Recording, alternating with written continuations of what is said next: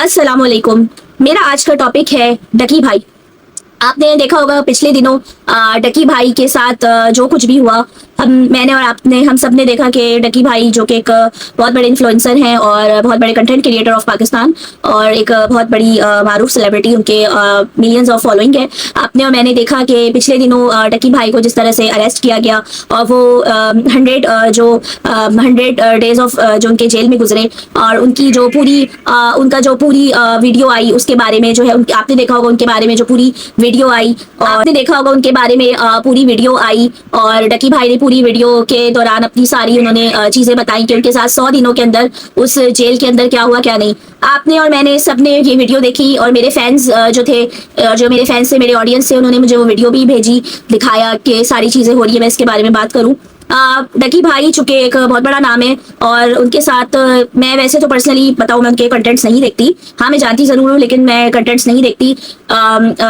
डकी भाई हो गए या सिस्टरलॉजी हो गई, ये इनके मैंने कंटेंट देखती नहीं हूँ, लेकिन हाँ जरूर हाईलाइट्स में जरूर देखा है मैंने और मैं इतने शौक से उनके कंटेंट नहीं देखती, लेकिन ये कि हाँ देखा जरूर है, जाती हूँ। इस हवाले से उनको डिफरेंट इल्जामात में जो है उनको अरेस्ट किया गया था और भले वो जैसे भी हैं जो भी उन्होंने किया, लेकिन जो उनकी सजा थी उस सजा से ज्यादा उनके साथ डकी भाई के साथ बुरा सलूक किया गया जो कि वो डिजर्व नहीं करते थे। आप सबको ही पता है डकी भाई का कंटेंट कैसा है क्या है, मुझे इस बारे में बात करने की जरूरत नहीं है। पूरी दुनिया को पता है डकी भाई ने क्या किया, क्या हुआ क्या नहीं। मैं इतनी डीप में नहीं जाऊंगी और सबको मालूम है। और वो जो पिछले दिनों जिन इल्जामात में अरेस्ट हुए थे वो सब भी डिटेल्स आपको पता है, उसमें मैं इतनी बात नहीं करूंगी। बात यह है कि जो उनकी सजा इतनी थी नहीं जितनी बना दी गई।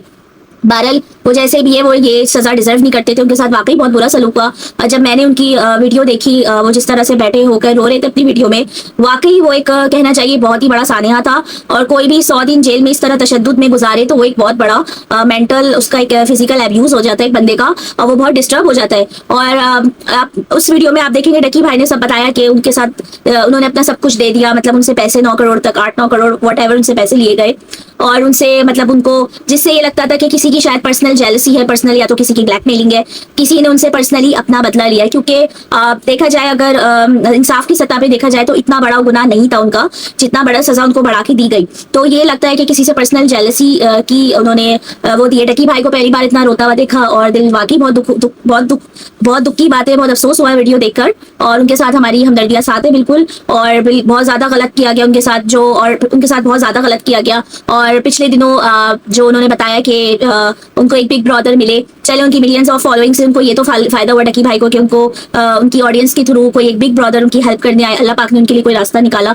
और कुछ आसानी वाले मामला करे को इस तरह जेल से छूट कर आए और वहाँ पे उनकी सारी हेल्प की गई। और जो उनसे लूटी हुई रकम ली गई थी, उनसे जो ब्लैकमेल करके रकम ली गई और वो उनको वापस भी मिल रही है और मिलने भी वाली है। और उसी के नतीजे में उन्हीं दिनों जिस तरह बताया डकी भाई ने कि अरूप जतोई जो उनकी वाइफ है, सबसे पहले उनको सैल्यूट है। We are proud of her के आज के दौर में डकी भाई की मैं कहती हूँ कोई नेकी होगी कि इतनी अच्छी उनको बीवी मिली। अरूप जतोई के बारे में लोग पहले कहते थे ये पैसों की वजह से डकी भाई के साथ है, कोई मुश्किल वक्त पड़ा या कुछ हुआ तो ये छोड़ देगी, नहीं। उस लड़की ने चीज प्रूफ करी कि वो पैसों के लिए नहीं है, वो अपनी मोहब्बत की वजह से डकी भाई के साथ रहती है। और डकी भाई की कोई नेकी होगी कि इतना अच्छा लाइफ पार्टनर उनको मिला और वो सबसे तनहा उनकी वाइफ लड़ गई, सबसे मतलब बहादुरी से खड़ी रही। तो Arup Jatoi we are proud of you कि आपने वाकई वफादारी का अपने हस्बैंड से सबूत दिया, आपने अपनी मोहब्बत का सबूत दिया। और मैं पिछले दिनों देख रही थी कि उनका एक व्लॉग में अरूप जतोई कह रही थी, उनकी एक स्टेटमेंट थी कि इस बार जो उनकी बर्थडे आई उन्होंने अल्लाह से ये नहीं मांगा कि उन्हें कुछ चाहिए, उन्होंने सिर्फ यही मांगा कि डकी जो है घर, उनके हस्बैंड जो है सही सलामत घर वापस आ जाए,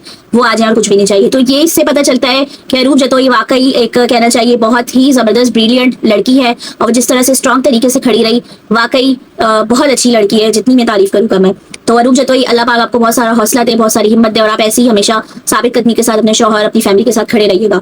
तो डकी भाई की अच्छा पिछले दिनों एक और इस चीज में मैं एडिट करती चलूंगी, एक और बात यहाँ पे ऐड करती चलूंगी कि अरूप जतोई का भी जैसे डकी भाई ने बताया, अरूप जतोई की भी गिरफ्तारी करने के लिए उन्होंने धमकी दी थी और जो भी इदारे थे उन्होंने धमकी दी थी, तो उसके भी उन्होंने मतलब क्या नाम है उनकी गिरफ्तारी ना हो तो उसके लिए भी उनसे पैसे मांगे गए। वॉट एवर सारी ब्लैकमेलिंग्स हुई, जो भी था सारी ब्लैकमेलिंग्स हुई। अब यहाँ पे सवाल ये पैदा होता है कि आप देखिए डकी भाई तो एक नामवर शख्सियत है, ये सोशल मीडिया की वजह से इनका जो केस है हाईलाइट हो गया। अब और इनको एक अच्छे बिग ब्रदर अल्लाह ने एक वसीला बनाया और उनको एक बिग ब्रदर मिल गए उनकी हेल्प के लिए और वो इस तरह आसानी से अल्लाह ने उनकी राह आसान की, वो निकल गए।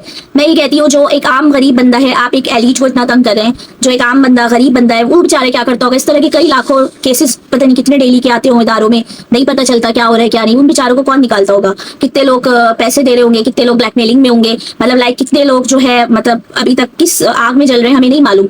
अल्लाह पाक उनके लिए आसानी करे, आसानी वाला मामला करे। और मैं यही बोलूंगी कि डकी भाई को इस बार डकी भाई के केस से डकी भाई को खुद भी अंदाजा हुआ कि ये जो सोशल मीडिया की दुनिया है, जो इनके फैन फॉलोइंग है, जो दोस्त है, कोई भी जब मुश्किल वक्त पड़ता है कोई भी काम नहीं आता।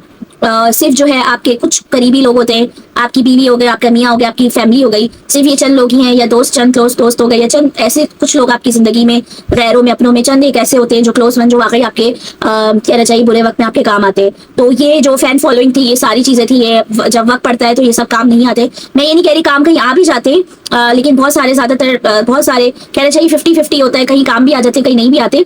लेकिन ये थी कि सबकी दुआएं थी डकी भाई के साथ, डकी भाई साहब के साथ दुआएं थी सबकी, तो अल्लाह पाक ने उनको निकाल लिया। अब डकी भाई को जरूरत है एक मेंटल पीस की, उनको एक जरूरत है एक सुकून की, और डकी भाई को इस वाकये से सबक हासिल करना चाहिए। देखें, मैं डकी भाई को यही मैसेज दूंगी स्ट्रेट फॉरवर्ड कि जो होना था हो गया, और पाकिस्तानी अवाम और जितने भी लोग हैं मैं यही कहूंगी जो होना था हो गया। अब आप इस चीज को छोड़ दें, उनके पीछे ना लगे, उनको कुछ वक्त के लिए अकेला छोड़। डकी भाई खुद भी अकेला रहना चाहते हैं, और डकी भाई जो खुद भी अकेला रहना चाहते हैं कुछ वक्त, और उनको देना चाहिए, उनको मेंटल हीलिंग की जरूरत है। और जो उनके टॉर्चर हुआ, जाहिर एक बहुत बड़ा टॉर्चर उन्होंने एक फेस किया है, तो इंसान को उठने में टाइम लगता है। तो मैं डकी भाई को यही बोलूंगी कि आप कंटेंट की दुनिया में तो आ गए, आप इन्फ्लुएंसर बन गए, अब आप जब आप इस फील्ड में एंटर हो चुके हैं, मैं आपको यही मशवरा दूंगी कि आप जो है ये फील्ड ना छोड़ें, आप कुछ वक्त ब्रेक लें, आपको सुकून चाहिए, आप मक्का जाए, मदीना जाएं, आप हज करें, उम्रा करें, आप तो थोड़ा सा टाइम वहाँ स्पेंड करें, जाएं, अल्लाह का घर देखें, और थोड़ा सा अल्लाह का घर देखिए, थोड़ा सा वहाँ टाइम स्पेंड करें, क्योंकि मदीना जाए खासकर,